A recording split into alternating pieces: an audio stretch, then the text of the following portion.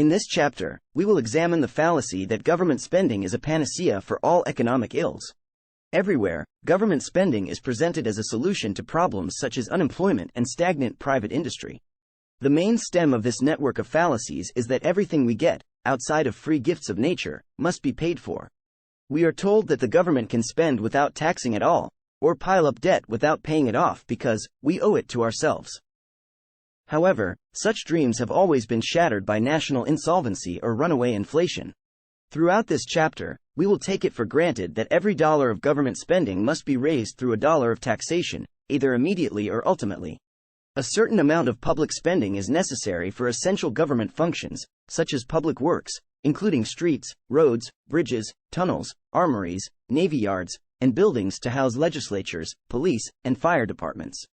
We are not concerned with public works that are necessary for their own sake, but with public works that are considered a means of providing employment, or adding wealth to the community that it would not otherwise have had.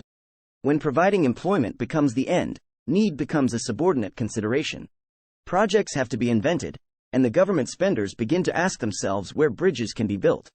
The bridge will provide employment, say 500 jobs for a year. The implication is that these are jobs that would not otherwise have come into existence. But if we have trained ourselves to look beyond immediate to secondary consequences, and beyond those who are directly benefited by a government project to others who are indirectly affected, a different picture presents itself. For every public job created by the bridge project, a private job has been destroyed somewhere else. The bridge has to be paid for out of taxes, and for every dollar that is spent on the bridge, a dollar will be taken away from taxpayers. If the bridge costs $1 million, the taxpayers will lose $1 million, and they will have that much taken away from them, which they would otherwise have spent on the things they needed most. Therefore, there has been a diversion of jobs because of the project, with more bridge builders and fewer automobile workers, radio technicians, clothing workers, and farmers. The second argument for the bridge is that it exists.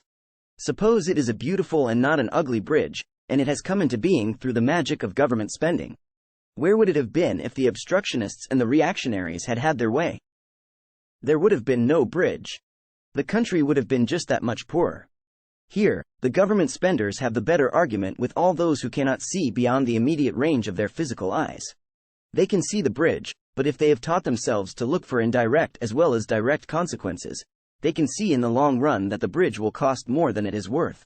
In conclusion, public works mean taxes. While a certain amount of public spending is necessary to perform essential government functions, public works considered as a means of providing employment or adding wealth to the community that it would not otherwise have had are fallacies. For every dollar of government spending, a dollar of taxation is needed. Therefore, the supposed miracles of government spending will appear in another light. It is essential to look beyond immediate to secondary consequences and beyond those who are directly benefited by a government project to others who are indirectly affected. Subscribe Libertarian Facts.